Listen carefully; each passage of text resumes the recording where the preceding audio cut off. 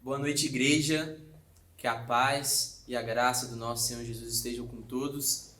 Estamos hoje dando início a mais um culto, a mais um encontro nosso online, onde vamos cultuar a Deus novamente nesse domingo. E fico muito feliz por que você que está nos assistindo agora, por estar tirando o seu tempo para estar nos assistindo, para estar prestando culto a Deus na sua casa, e tenho certeza que em breve estaremos juntos presencialmente aqui no templo. Irmãos, nesse momento quero convidar vocês a abrirem suas Bíblias comigo em Salmo 137. Vamos ler Salmo 137.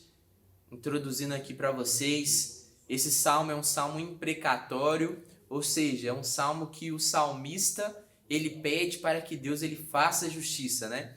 A gente vai ler esse salmo aqui agora, a gente vai ver que é uma linguagem um pouco dura, mas é algo que o coração do homem clama e pede para que Deus intervenha e faça justiça em meio ao seu povo.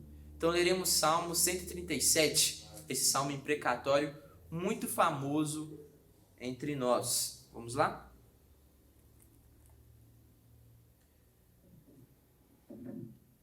Junto aos rios da Babilônia, nós nos sentamos e choramos com saudade de Sião. Ali, nos salgueiros, penduramos as nossas harpas. Ali, os nossos captores pediam-nos canções. Os nossos opressores exigiam canções alegres, dizendo: cantem para nós uma das canções de Sião. Como poderíamos cantar as canções do Senhor numa terra estrangeira?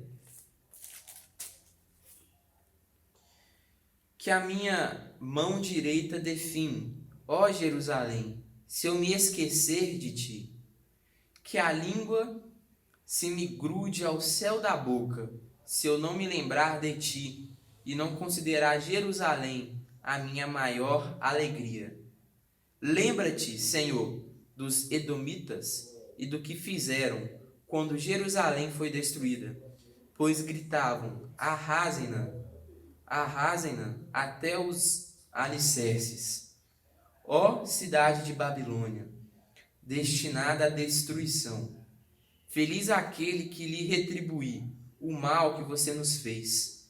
Feliz aquele que pegar os seus filhos e os despedaçar contra a rocha.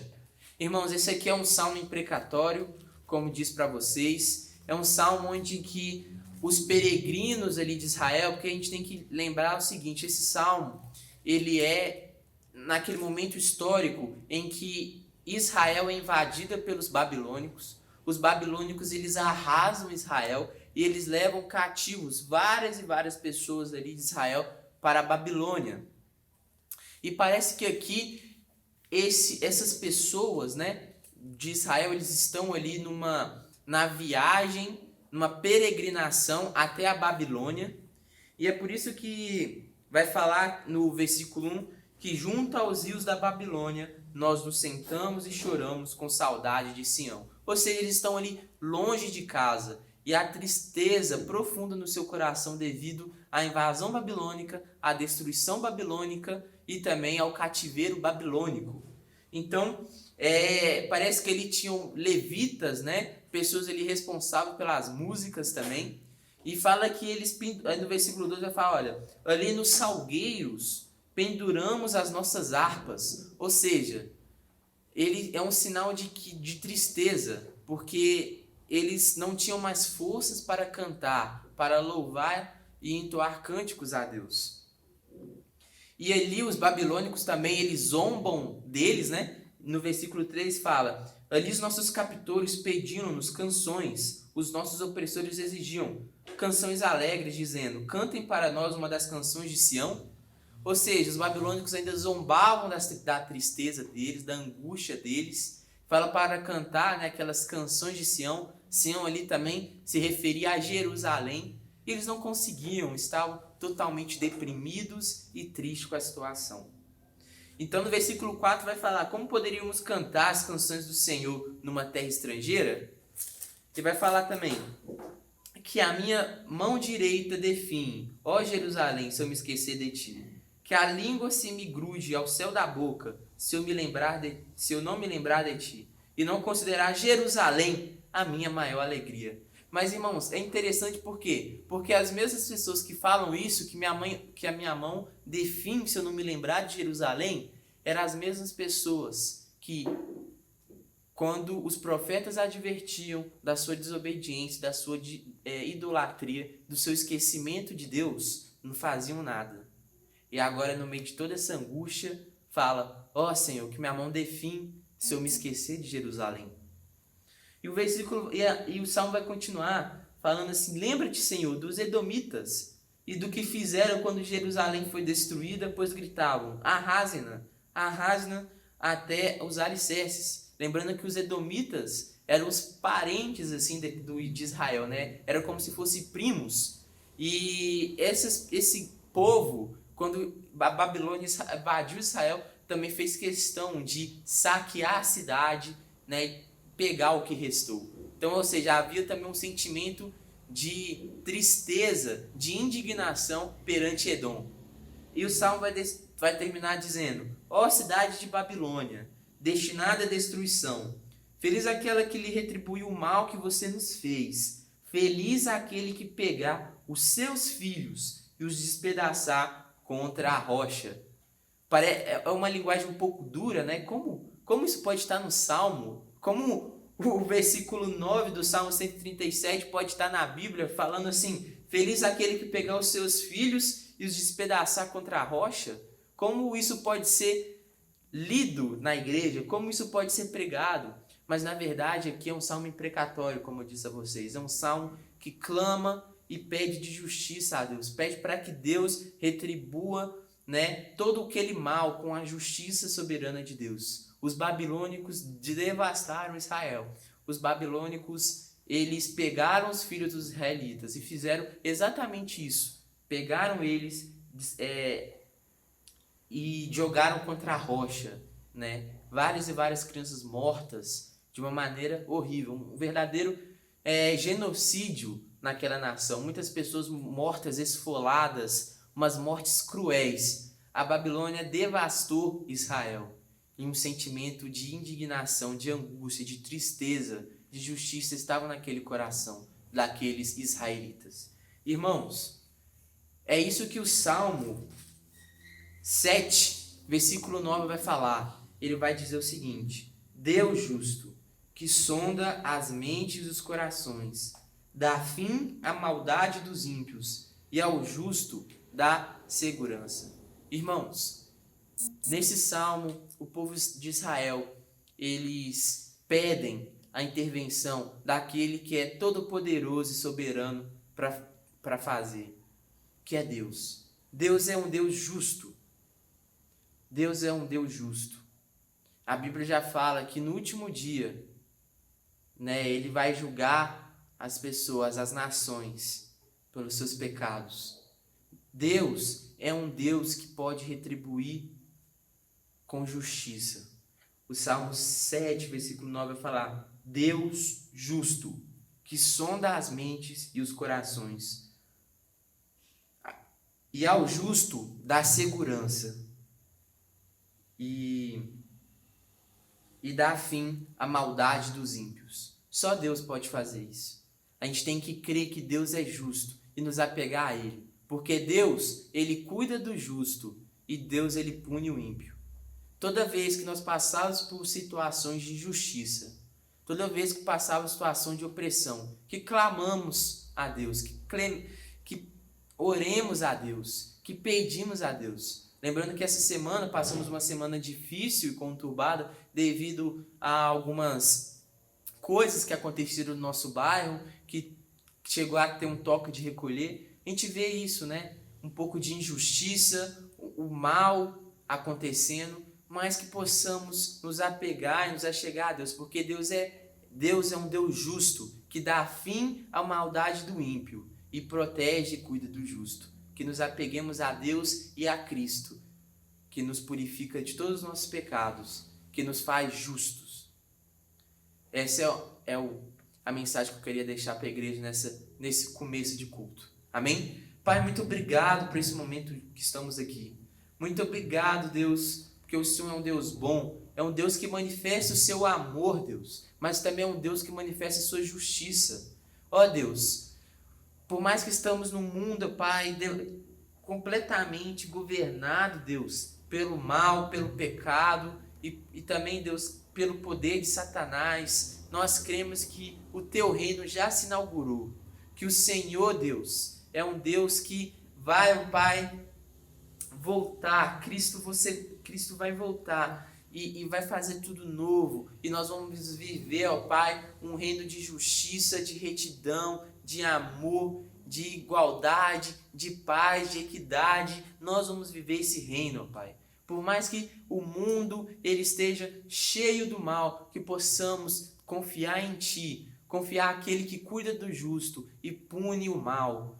Ó Senhor, que o Senhor traga esse sentimento de segurança para a gente, porque nós não temos segurança nas autoridades, nas nações, no que temos e no que podemos fazer. Nossa segurança é unicamente em Ti. É só o Senhor que é nosso refúgio e a nossa fortaleza. É só o Senhor que cuida de nós. E é só o Senhor, Deus, que nos protege e livra de todo mal. Muito obrigado, Deus, por tudo. Nós te agradecemos e oramos em nome de Jesus. Amém. Boa noite, irmãos. A você que nos acompanha em mais um culto, de louvor e adoração ao nosso Deus. Gostaria que você, nesse momento, fechasse seus olhos.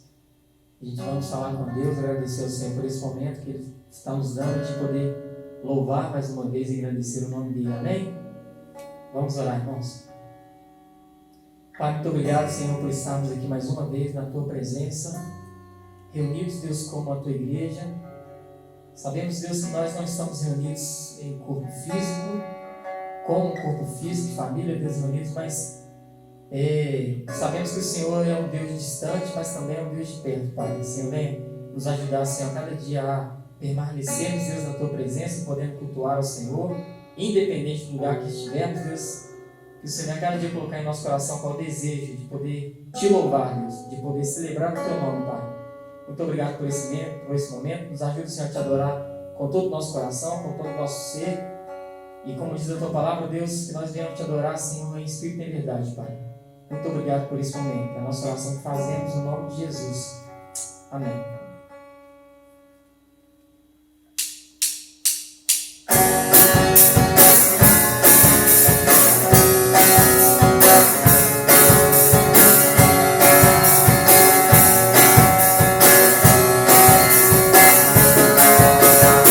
Deus abençoe.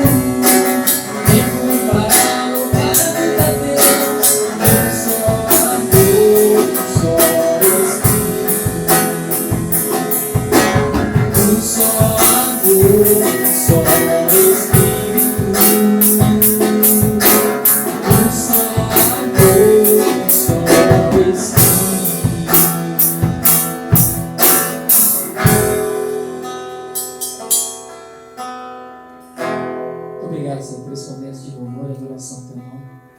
Continua nos abençoando para o restante deste culto. Fala conosco, Pai, através da sua palavra, Deus. Muito obrigado, porque sua presença é real aqui neste lugar, Deus. Muito obrigado por tudo. Nós louvamos o teu nome e te agradecemos em nome de Jesus. Amém. Boa noite, irmãos e irmãs. Boa noite, igreja.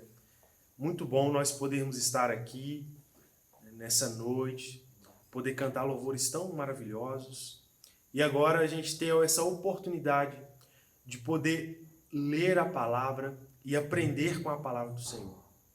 E hoje gostaria de convidá-lo e convidá-la a abrirem suas Bíblias no menor salmo da Bíblia, Salmo 117. São praticamente 2 versículos. E nós vamos ler esses 2 versículos e tentar aprender um pouco com esses textos, ver o que eles têm a comunicar para nós e ver o que eles têm a nos ensinar nessa noite. Então você vai abrir sua Bíblia em Salmos 117, versículo 1 e 2. Bem curto, mas com verdades profundas para a nossa caminhada cristã. Vamos ler a palavra do Senhor. Louvem o Senhor todas as nações, exaltem-no todos os povos, porque imenso é o seu amor leal por nós, e a fidelidade do Senhor dura para sempre. Aleluia. Vamos orar agradecendo ao Senhor por sua palavra e pedindo que Ele abençoe esse tempo que nós teremos aqui de reflexão. Eu quero te encorajar a orar também no seu lar, pedindo ao Senhor, Senhor, fala comigo nessa noite. Ministra por meio da sua palavra no meu coração, que o teu Espírito haja na minha vida, que eu seja transformado nessa noite. Vamos orar ao Senhor, agradecendo pela sua palavra. Senhor, somos gratos a Ti pela oportunidade que temos de Te servir, pela oportunidade que nós temos de cultuar ao Senhor, Deus, juntos como igreja. Muito obrigado, Deus, porque nós temos a Tua palavra, revelação especial do Senhor para nós. Oramos para que essa palavra encontre lugar nos nossos corações, pelo poder e a ação do Teu Espírito Santo. E que ela gere, Deus, transformação, Deus, no nosso coração. Que os ídolos do nosso coração, Deus, sejam retirados. Que os altares, Deus, que nós elevamos para eles, Deus, sejam derrubados. E o Senhor, Deus, sente no trono do nosso coração. Deus, em nome de Jesus, fale conosco nessa noite poderosamente. É o que nós pedimos. Amém. Texto pequeno, mas poderoso e que muito pode nos ensinar. O versículo 1 começa com uma chamada. O salmista convida todas as nações, todos os povos, a louvarem ao Senhor, a exaltarem ao Senhor. Isso daqui, gente, é algo muito próprio da poesia hebraica. Você usa 2 expressões diferentes, ou 2 frases diferentes, para dizer uma única verdade. É isso que está por trás aqui. Louvem ao Senhor todas as nações e exaltem-no todos os povos. Não é porque louvar é uma coisa e exaltar é outra coisa. Ambas falam da mesma coisa. Então o que nós temos aqui é um grande convite para que todos os povos e todas as nações louvem a Deus. Ou seja, deem a Deus a glória que lhe é devida. Louvor, nós sabemos que tem essa dimensão de culto. Sempre que o Antigo Testamento fala de louvor, ele está falando de algum tipo de culto a Deus, ou às vezes relacionados à oração, a cânticos. Sempre vai estar ligado a essas questões litúrgicas de um culto. E nós sabemos que nós temos, de alguma forma, 2 dimensões disso, né? A nossa vida como um todo. Então esse convite fala para pessoas de todas as tribos, línguas e nações a cultuarem a Deus com a sua vida, entregando a sua vida como um sacrifício vivo, santo e agradável a Deus. Mas também tem uma dimensão de culto, ou seja, de culto público, de ajuntamento da igreja e do povo de Deus para adorar o Senhor. Então também esse salmo está conclamando para que a igreja do Senhor se expanda em todas as nações. Que haja culto coletivo, culto público, culto da igreja de Cristo reunida no meio de todos os povos. Isso é um cântico e é interessante a gente observar como que essa mentalidade, né, do evangelho que alcança todas as nações já está presente desde do Antigo Testamento, comprovando que aquela perspectiva dos fariseus muito presente lá nos evangelhos, né, no tempo onde Jesus estava, de um Deus exclusivo para os judeus, não tem fundamentação bíblica nenhuma no Antigo Testamento. Porque existem vários salmos, e esse é um exemplo deles, de todos esses salmos, que conclamam as nações a cultuarem a Deus, a louvarem a Deus, a dar a Deus a glória que lhe é devida. Mas esse salmo, ele dá um salto interessante. Porque você pode pensar aqui, ok, que eu tenho uma chamada para louvor a Deus. Mas por que eu tenho que dar louvor a Deus? Por que eu tenho que dar a Deus a glória que lhe é devida? Quais são os motivos para isso? A gente poderia elencar aqui alguns motivos que geralmente as pessoas dão. Então tem pessoas que louvam e dão a Deus a glória que lhe é devida pelas circunstâncias da vida. Então quando as circunstâncias são favoráveis, elas vão glorificar a Deus e exaltar a Deus. Em outros momentos, o louvor ele vai acontecer para algumas pessoas apenas quando as questões ou algo que aquela pessoa gosta muito, que ela se apega, está fluindo conforme o desejo dela. Então, quando aquilo que ela gosta, né, aquilo que ela se apega aqui na Terra, está fluindo conforme ela deseja, ok, então algumas pessoas são muito apegadas ao trabalho. Então, quando o trabalho está fluindo da forma que ela deseja, como lhe aprover, essa pessoa vai louvar a Deus, vai exaltar o nome do Senhor. Agora, quando não vai, ela não vai exaltar mais. Ou uma pessoa que é muito apegada, por exemplo, a algum parente, algum ente querido, quando as coisas vão bem com ele, essa pessoa vai louvar a Deus. Mas quando não vão, ela não vai, porque ela se pauta nisso.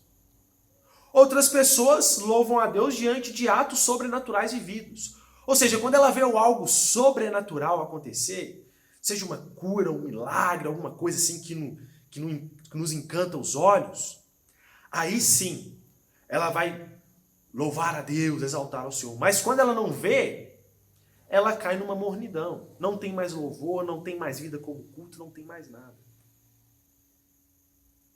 Mas eu acredito e eu creio que esse salmo nos ensina um caminho ou um motivo bom para que a gente louve a Deus. Em todos esses que eu descrevi aqui, você vai perceber que todos eles podem variar.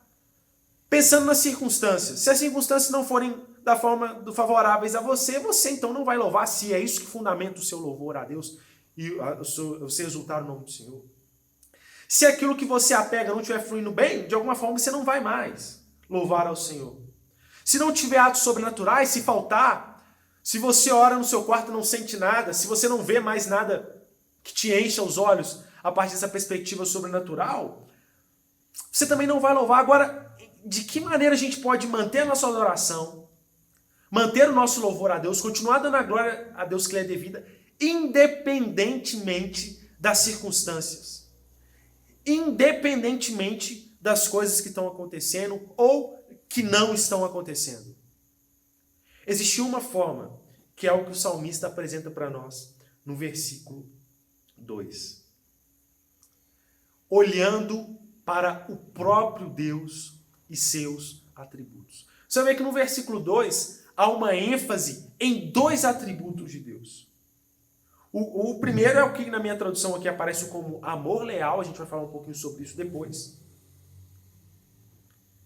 E o segundo é o que vai aparecer aqui como a fidelidade de Deus. Observa que ele conclama os povos a louvarem e ele dá um motivo. Por quê? E esse porquê não tem a ver com as circunstâncias da vida, mas tem a ver com o próprio caráter e ser de Deus, ou o que nós chamamos de atributos de Deus. E eu quero refletir com vocês sobre esses dois atributos, que são bons motivos, ou melhor, são motivos o suficiente para que a gente louve a Deus e dê a Ele louvor eterno. Isso é interessante, porque, gente, as circunstâncias da vida, elas variam, elas mudam. E se o nosso louvor, a nossa adoração, ela está pautada nisso, ela também vai variar. Agora, o nosso Deus, ele é imutável. O nosso Deus não muda. E porque ele é imutável, então, automaticamente, se a nossa adoração está focada nele, no seu ser, no seu caráter que não muda, automaticamente o nosso louvor, a nossa adoração também não vai variar, não vai titubear, mas vai ter constância. Por isso que os motivos que o salmista apresenta aqui para nós são motivos seguros, nos quais eu quero refletir agora aqui com os irmãos, para que a gente pense um pouco sobre isso.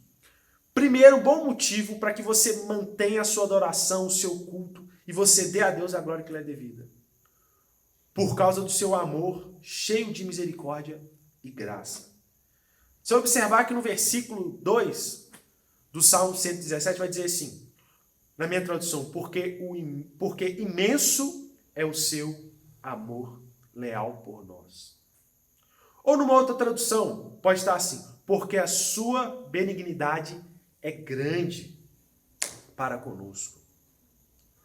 Ou numa outra tradução pode estar assim também, porque a sua benignidade é intensificada ou fortalecida em nós. Então, essa expressão aqui que traduzida no meu caso como amor leal, ou em outros casos como benignidade, ela é uma expressão no hebraico. Eu já falei para os irmãos que a Bíblia foi escrita em hebraico, que você não tem uma tradução muito precisa no português para ela. É um termo muito rico.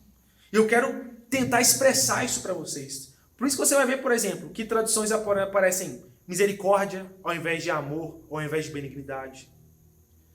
Essa palavra, você vai observar que ela aparece várias vezes nos Salmos. Gente, essa expressão que está aqui por trás desse texto aparece 127 vezes dentro dos 150 salmos. Muita coisa, né? E ela parece ser traduzida como misericórdia, como bondade, como graça, como benignidade, como amor, igual está aqui. Porque ela tem um sentido amplo. Ela tem um significado profundo que não pode ser expresso em uma palavra. Por isso que ela aparece de várias formas diferentes. Os tradutores, eles têm aquele cuidado de tentar, à luz de cada contexto, expressar aquilo e fizeram um bom trabalho por nós. Mas qual que é o significado profundo dessa palavra, né? Eu vou tentar sintetizar aqui em um parágrafo. Essa palavra basicamente significa o seguinte, um amor que vai além das obrigações e alcança as pessoas que não merecem favor. Inclui a ideia de amor, devoção, fidelidade para com uma promessa ou uma aliança. Olha só que interessante o significado dessa palavra. Quando fala aqui na minha tradução, amor leal, e talvez na sua, benignidade, ele está dizendo de um amor que vai além de obrigações e alcança pessoas que não merecem. Ou seja, você tem aqui um conceito de graça. Um favor imerecido baseado em um amor. Só que não é só aí. Inclui a ideia de amor e devoção, fidelidade para com uma promessa ou uma aliança. Ou seja, quando o salmista fala aqui do imenso amor de Deus, do amor leal de Deus para conosco, ele está falando de um favor que nós não merecemos, que Deus nos dá favores que nós não merecemos, isso faz parte do seu caráter, baseado em uma aliança que ele fez com a gente. Interessante, porque quando a gente olha para a caminhada do povo de Deus, isso fica claro, isso fica explícito, a gente vê isso. Deixa eu dar um exemplo. Malaquias 1, versículo 2 e 3, a gente tem um negócio muito interessante, porque o povo não está vivendo um tempo muito bom. As coisas não estavam bem no meio do povo de Deus. Eles estavam passando, de alguma forma, certa escassez. A glória do passado, diante do cativeiro babilônico, já não era mais a mesma. Aí o povo, Malaquias é sempre assim, né? O povo pergunta e Deus responde. É um diálogo do povo para com Deus. E aí o povo faz o questionamento. Olha só, diante de todas essas circunstâncias ruins, Senhor, como o Senhor fala que o Senhor ama a gente? Mas como o Senhor tem nos amado? Isso faz uma pergunta, porque eles se apegavam às circunstâncias. Mas aí Deus traz um pouco do seu atributo, dos seus atributos, do seu caráter. Ele fala assim, olha, o meu amor para vocês não está baseado nas coisas darem certo para vocês ou acontecer da forma que vocês querem ou não. O meu amor com vocês se baseia na aliança que eu fiz com vocês. Que ele vai falar, amei Jacó e rejeitei Esaú. Ou seja, ele está falando da eleição, ou seja, eu elegi vocês e fiz uma aliança com vocês. Interessante ver como que esse princípio, né, de graça, pautado em uma aliança, está presente no povo de Deus, e até Deus proclamando isso ao povo em Malaquias capítulo 1, versículo 2 e 3. Um outro exemplo claro disso é quando a gente observa a caminhada do povo, né, a trajetória do povo, sobretudo o relato do Êxodo. Deus tinha prometido para Abraão uma terra. Esse povo, depois de um tempo, estava fora da terra e escravizado, ou seja, sem perspectiva de voltar para essa terra.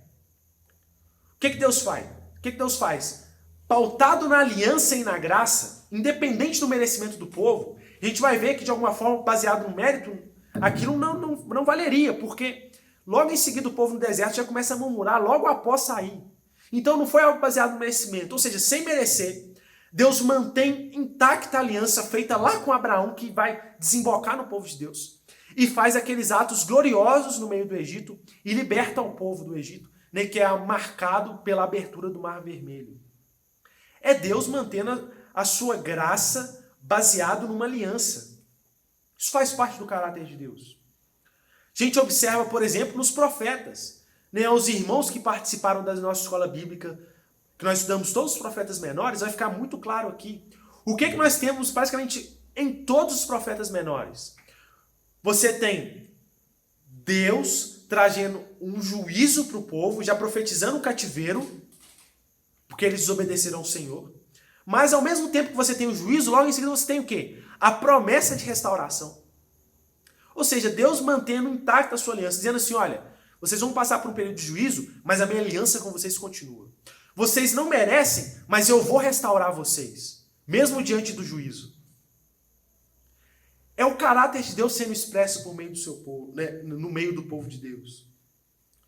Nós temos isso no próprio Evangelho de Jesus, que traz com clareza a mensagem da graça de Deus, baseada em uma aliança. Então a gente tem, por exemplo, 1 Coríntios 11, versículo 25, quando Paulo está falando da ceia.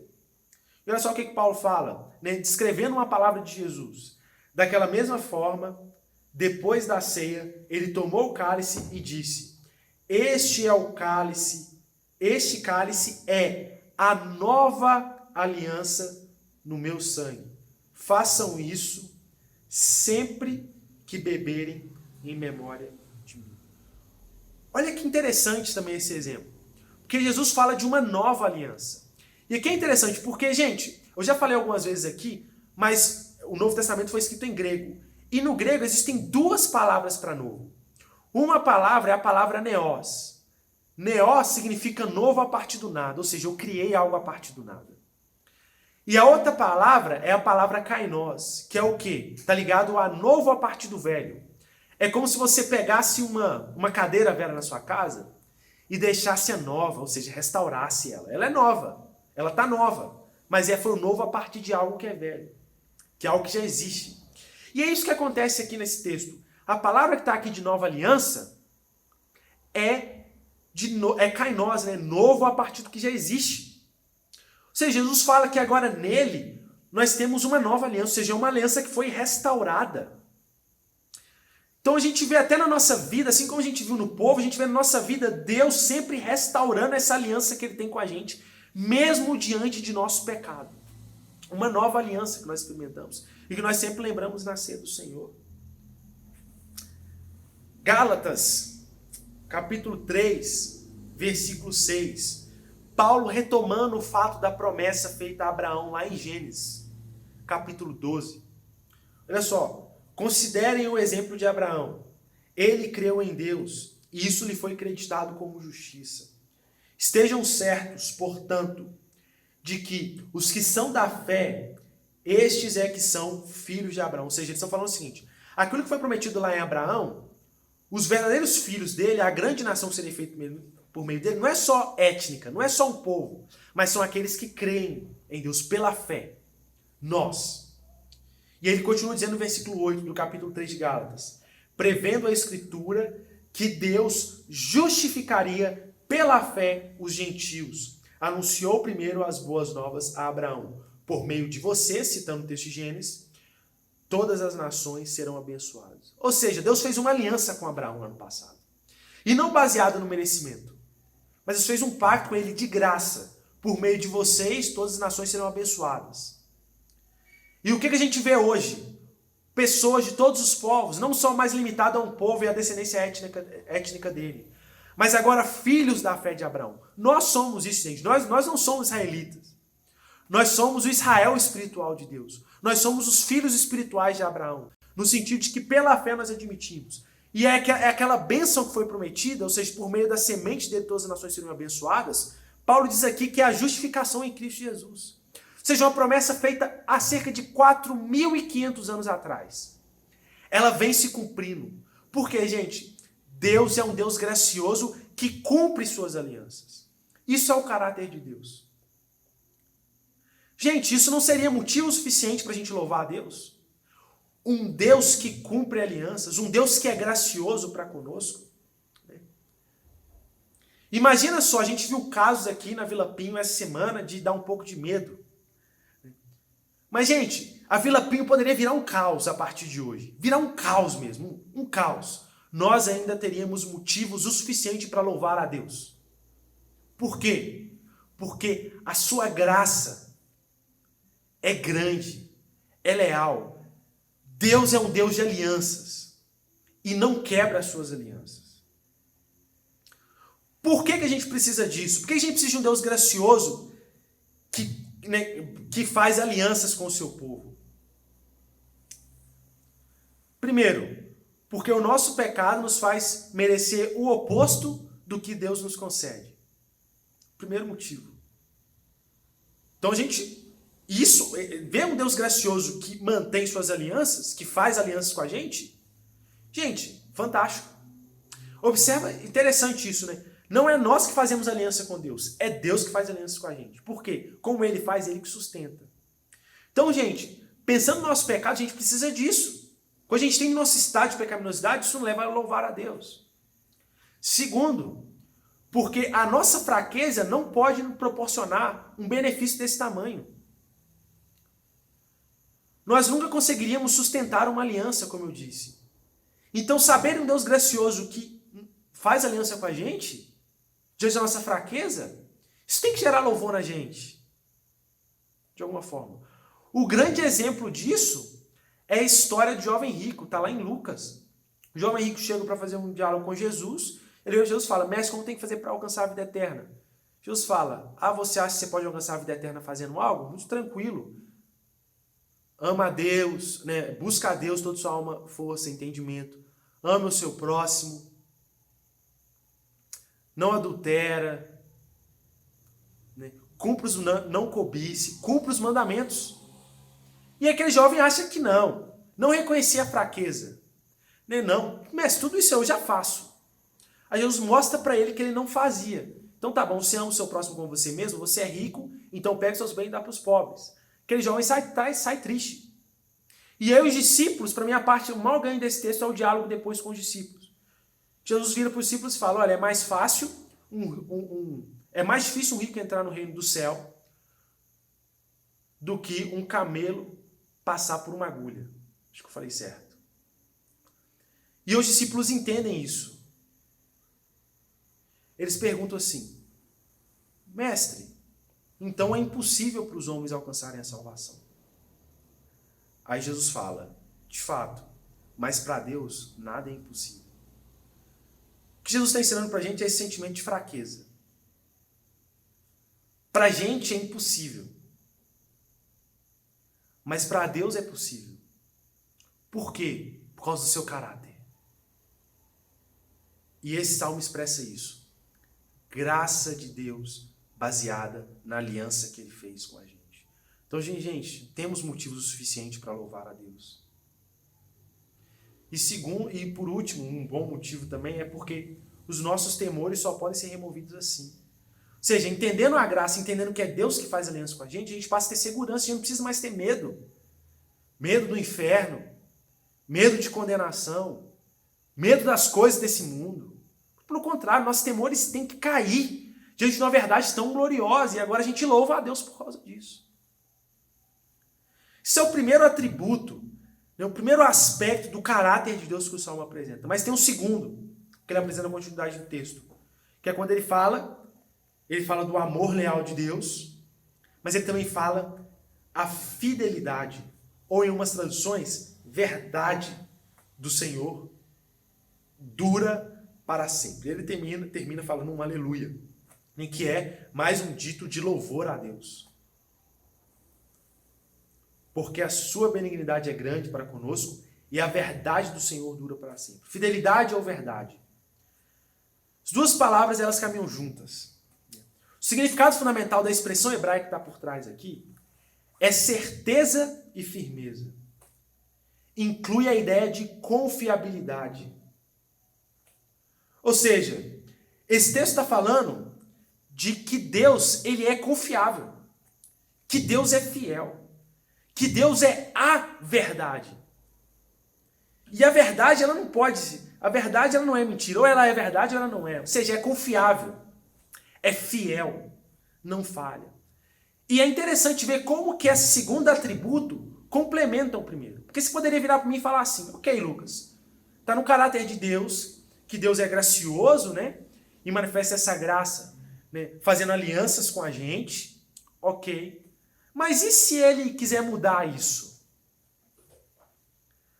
Aí aqui a gente tem a base para mostrar que ele não muda, mas que ele confirma as suas alianças, que ele cumpre aquilo que ele promete, que é a fidelidade de Deus, a veracidade de Deus, que Deus é a verdade e não é corrompido. Ou seja, o segundo atributo sustenta o primeiro e nos leva a um louvor. Vou ler citação de um pensador, um pastor batista chamado Wayne Grudem. Ele fala assim: a veracidade divina implica que ele é o Deus verdadeiro e que todo o seu conhecimento e todas as suas palavras são ao mesmo tempo verdadeiros e parâmetros definitivos da verdade. Olha que interessante. Aquilo que Deus fala é a verdade e é definitivo, acontece. Aquilo que Deus começa, ele termina. O que ele promete, ele cumpre. Então, se ele se demonstra como Deus gracioso e fez uma aliança com a gente, é certeza que ele vai cumprir, porque ele é fiel, ele é a verdade. É do seu caráter a veracidade. Alguns exemplos disso, de que ele cumpre. O proto-evangelho, a gente vê lá em Gênesis capítulo 3, assim que acontece a queda, Deus vira para a serpente, no caso Satanás, e dá um juízo para ele, dizendo assim, olha, do ventre da mulher vai vir aquele que vai pisar na sua cabeça e você vai ferir o calcanhar. Ou seja, ele falou de Jesus. E o que a gente tem? Jesus veio. Deus prometeu algo e cumpriu. Outra garantia que nós temos é a presença do Espírito Santo em nossas vidas. Efésios capítulo 1, versículo 13 e 14 vai falar que o Espírito Santo da promessa é aquele que é o selo, o penhor, a garantia da nossa salvação. Ou seja, o fato do Espírito Santo habitar em nós é a garantia que, se de fato nós cremos, de fato Deus fez essa aliança com a gente, cremos em Jesus, é a certeza de que nós teremos nossa salvação. É por isso que nós podemos falar que nós temos certeza da nossa salvação, independentemente de qualquer coisa. Deus, enviando o seu Espírito, ele demonstra a sua veracidade. Porque ele é o selo, é o penhor, né? E a ideia ali é de garantia. Se você é selado pelo Espírito, certamente você vai alcançar a vida eterna. Um outro exemplo é a ressurreição de Jesus. E a ressurreição de Jesus, ela tem dois sentidos. Ela tem um primeiro sentido porque Jesus já tinha predito isso, ele tinha falado, até usando o exemplo de Jonas, né? fez comparativo de Jonas no ventre do peixe por 3 dias com a sua ressurreição. Ele disse que ele ressuscitaria. O que aconteceu, gente? Jesus ressuscitou. Por quê? Se Deus fala, ele cumpre.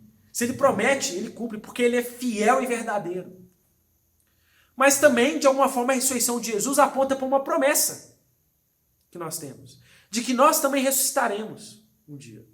Logo, a ressurreição nos dá garantia. Então, eu olho para Deus diante desse atributo, lembro de todas essas verdades e louvo a Deus.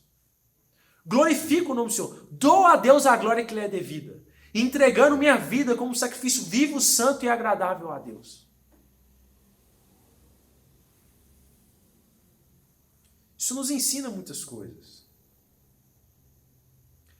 De forma prática, eu resumiria esse ensino aqui em 2 aplicações práticas. A primeira, apegue-se em quem Deus é e não nas circunstâncias da vida. Seu apego tem que ser na pessoa de Deus, em quem Deus é, em seus atributos, no seu caráter. No caso aqui nós refletimos sobre 2. A graça de Deus, que é baseada, que gera alianças para com a gente, e a sua veracidade, a sua fidelidade, que faz com que ele cumpra a aliança que ele fez com a gente em graça. Não olhe para as circunstâncias, olhe para Deus. Olhe para o caráter de Deus. Encontre no próprio Deus motivos o suficiente para que você tenha uma vida de gratidão e de louvor a Deus. Porque quando você olhar para as coisas ao seu redor, gente, os efeitos do pecado são tão catastróficos, quando você olhar para o seu redor, você vai até encontrar coisas que Deus está fazendo, A gente consegue perceber porque a gente tem um olhar amplo, mas em algum momento a gente vai titubear, porque às vezes as coisas vão ficar muito tensas para nós. Mas a gente mantém os nossos olhos fitos em Deus, em quem Ele é, no seu caráter, na sua imutabilidade. Nós encontramos motivos só nele, sem desconsiderando as coisas daqui que a gente pode também ver que são boas, que acontecem.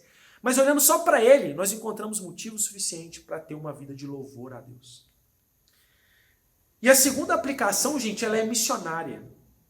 Porque o Salmo conclama a uma adoração em meio a todos os povos. Então a gente tem que se preocupar e ter o desejo de ver Deus ser louvado e adorado no meio de todos os povos. E nós sabemos que isso ainda não acontece. Existem nações, existem povos que ainda não adoram e louvam a Deus, que não podem ter esse coração que nós temos, de gratidão a Deus, que não podem olhar para Deus e ver, olha, Deus é fiel, Deus é gracioso e faz alianças com a gente por conta disso, em seu amor que é leal.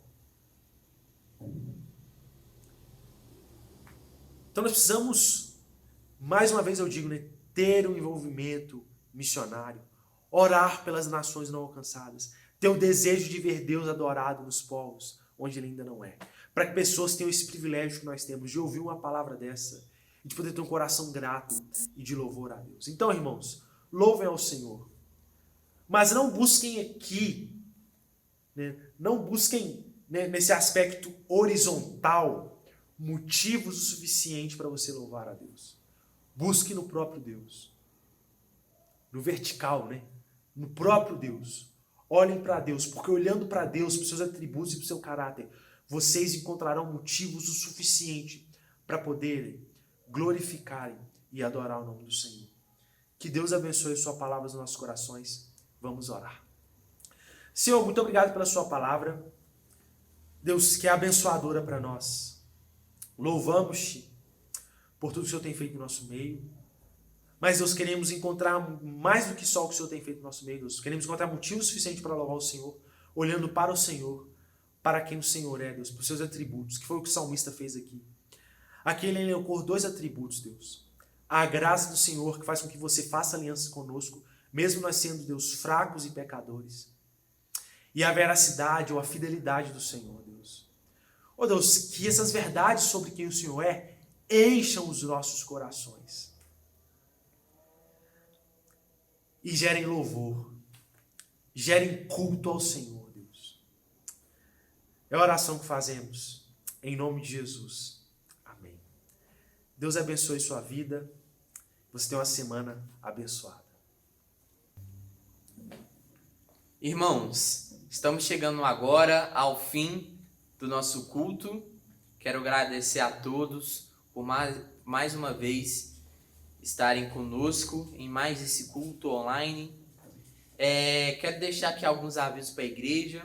O primeiro aviso é que quarta-feira, às 8 horas da noite, teremos o nosso estudo bíblico pelos aplicativos digitais.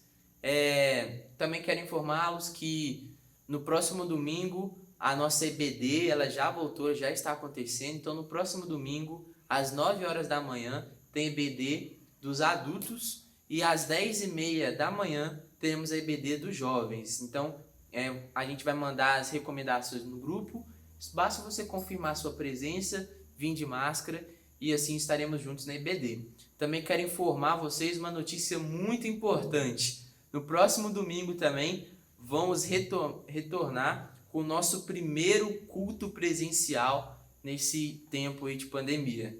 Nós da igreja, nós do conselho decidimos essa volta devido à flexibilização que já está acontecendo em nossa cidade, né, em nosso estado também, devido às baixas, né, da contaminação do coronavírus. Então no próximo domingo, às 7h30 da noite, teremos o primeiro culto presencial, inaugurando a nossa volta dos cultos presenciais à noite, ok? Guardem aí essa notícia. Próximo domingo, às 7h30 da noite, o nosso culto será presencial no templo. Mandaremos todas as recomendações também no grupo, tá bom? E se Deus quiser e assim permitir, estaremos juntos aqui no templo, cultuando a Deus juntos e ouvindo a tua palavra sendo edificado por ela. Amém? Muito obrigado pela participação de todos. Que a graça e a paz do nosso Senhor Jesus estejam com todos hoje e sempre. E amém. Estamos aqui louvando a